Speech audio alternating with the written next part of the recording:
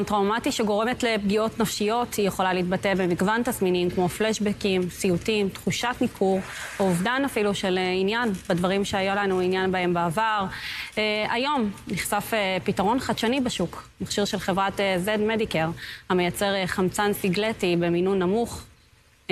איתנו בעניין הזה נמצאת כאן נעמי כהן אפרת, שלום לך. שלום. את סבלת במשך שנים מפוסט-טראומה. נכון, אני הייתי חובשת במלחמת יום כיפור, וזה עד היום איתי. ובתקופה האחרונה אני פשוט לא ישנה בלילות בצורה שהיא בלתי נסבלת, אני לא יכולה לתאר את שזה ככה מתבטאת בעצם הפוסט-טראומה שלנו. תשתפי קודם כל בעניין הזה. איך מתבטאת הפוסט-טראומה אצלך? איך את מתמודדת עם זה? יש לי חרדות. מכל דבר אני קופצת. אני ידועה כאחת חרדתית, וניסיתי לקחת לי כדורים. יש לי כדורים לחרדות, וכדורים לשינה, וטיפות לשינה.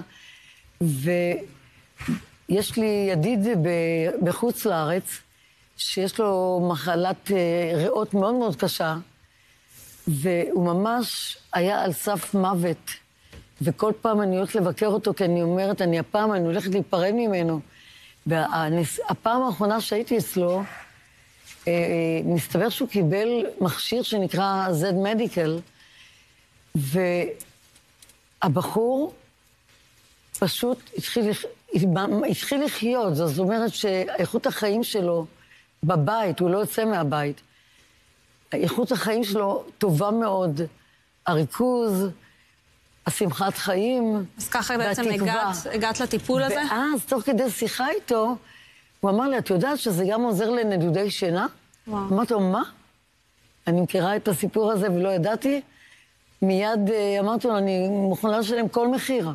רק שעזרו לי והצילו אותי. צריך להגיד עוד לפני שאת תגיעי על Z-Medicare ואיך הם עזרו לך, תספרי כאילו על ההתמודדות שלך שלפני, מה ניסית לעשות, איך הצלחת בכל זאת להתנהל באיזושהי צורה. פשוט לא ישנתי בלילות, לא ישנתי בלילות, התפקוד היומי שלי היה לא טוב, ופשוט לא תפקדתי. מזלי שיצאתי לפנסיה, אז אני יכולה לא לישון בלילה שזה לא חיים, צריך להגיד. זה לא חיים, אין ריכוז. אז ניסית עוד טיפולים? ניסית משהו אחר? לא, לא, לא. אני במרכאות כאילו, אני לא מאמינה בדברים. כן. ופתאום, ביום שקיבלתי את המכשיר, הפעלתי אותו בלילה, ובאותו לילה קרה לי נס פלא. פשוט נרדמתי. אני כבר שבועיים ישנה בלילה. ישנה. אני יכולה לצעוק את זה.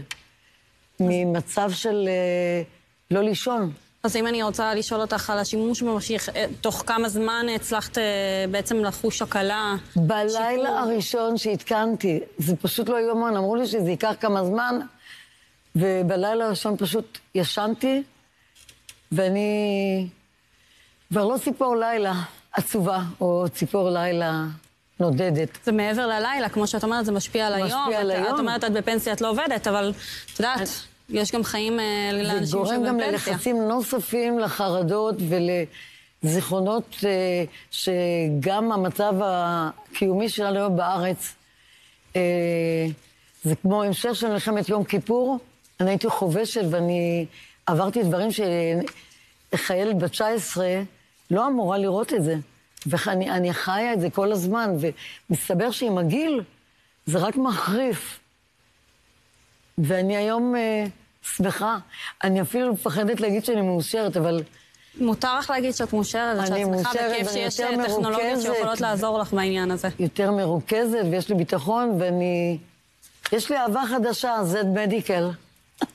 יופי, זה כיף לשמוע. את יודעת, את מזכירה את זה, ופוסט-טראומה, ובסופו של דבר אנחנו כולנו כרגע, את יודעת, גם החיילים שהיו לחמו בשטח, אנשי המילואים, נשות המילואימניקים, כולנו חווים טראומה כלשהי. לצערנו.